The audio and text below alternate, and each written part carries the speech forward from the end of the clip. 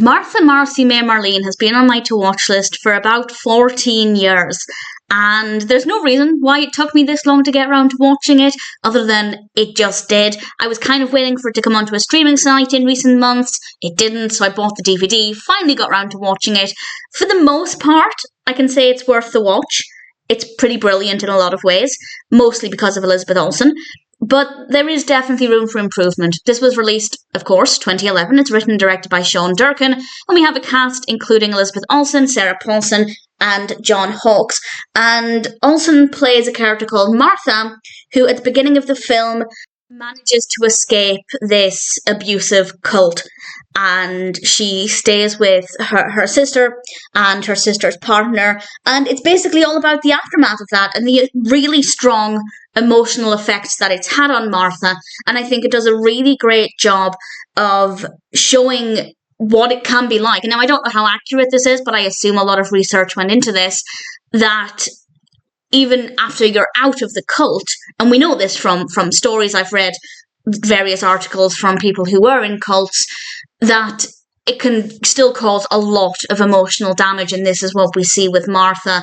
I will say, though, the actual narrative itself is very slow, and it doesn't handle the flashbacks well. So I guess the positive is the character of Martha and Olsen's performance. Very strong, very powerful, very moving. To think that this was Olsen's first role, well, apart from the brief film she appeared in when her sisters were at the height of their film career, she did appear in a couple here and there, but her first proper film role, it's absolutely incredible. It's phenomenal. Sensational performance, very, very well written character, very believable, very, very powerful. However, the narrative itself is very weak. I feel like they could have done a lot more. There could have been a lot more situations. We have a lot of flashbacks to time at the cult, and while I think that that's very valuable, I don't think the transitions back and forth between present day and the flashbacks are very effectively done. I think they're very poorly handled. So the actual story, the narrative, isn't very well executed. I don't think they've done a good job of actually telling Martha's story. But Martha as a character is incredibly well written.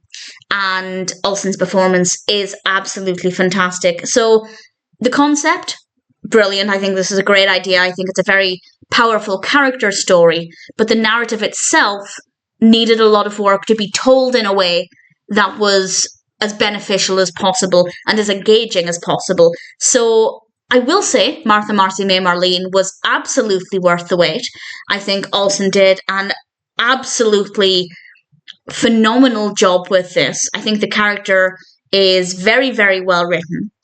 I think the overarching concept is very good, but the narrative, the way the story is told, the way Martha's story is told, has a lot of room for improvement. That being said, thoroughly recommend it. Martha, Marcy, May, Marlene is a very powerful film. It could have been more powerful, but what we get is still absolutely worth watching, and I can say it's absolutely worth the 13, 14-year wait. So very happy in general with the experience, thoroughly recommend it. It's not the easiest watch at times. There are times when it gets quite heavy.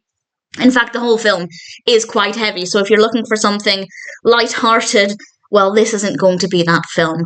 But if you're looking for a strong character story, not the best execution of the narrative itself, but the character, very well written, Olsen's performance is absolutely incredible.